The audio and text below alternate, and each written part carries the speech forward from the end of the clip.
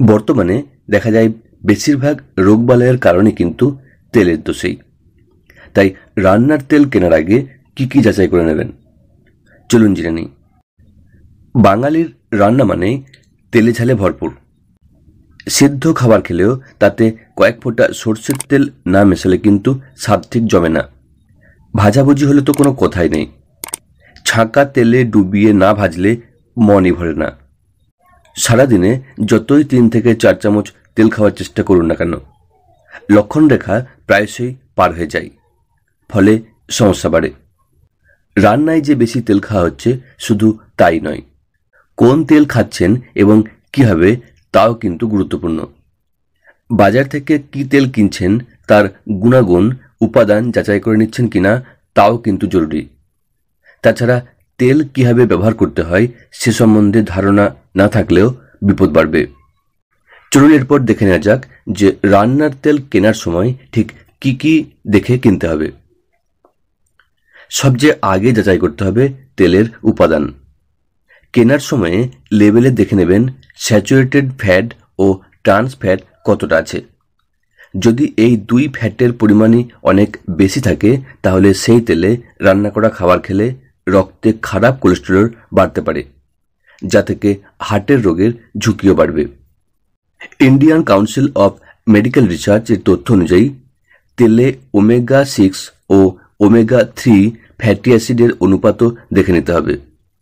সাধারণত তেলে ওমেগা 6 ও omega 3 fatty অ্যাসিডের অনুপাত 2:1 থেকে 4:1 এর মধ্যে হওয়া উচিত।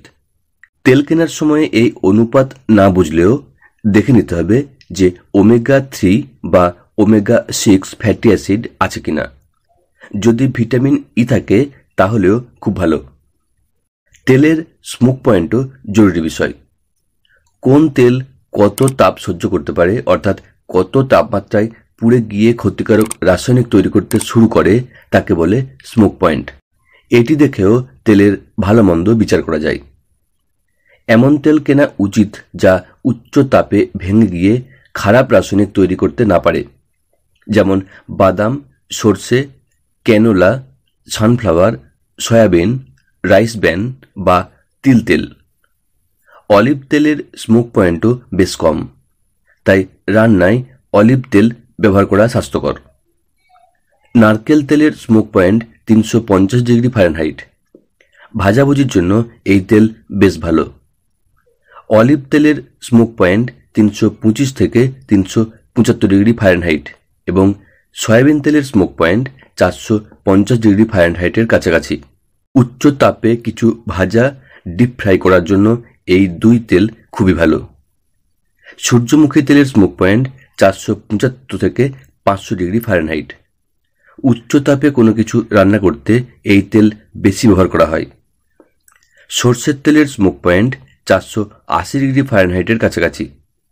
সর্ষের তেল পরিমিত ব্যবহারে কোনো ক্ষতি হয় না, তবে হার্টের রোগী বা যাদের উচ্চ কোলেস্টেরলের সমস্যা আছে তাদের চিকিৎসকের পরামর্শ মতোই রান্নায় তেল খেতে হবে। যদি সব রকম ফ্যাটি অ্যাসিডের গুণ পেতে চান তাহলে তেল মিলিয়ে মিশিয়ে ব্যবহার করাই উচিত, যেমন সর্ষে, রাইস ব্র্যান বা অলিভ তেল অথবা সানফ্লাওয়ার তেল। মনে রাখতে হবে ভাজাভুজির পর বেঁচে যাওয়া তেল পরে আর ব্যবহার না করাই ভালো।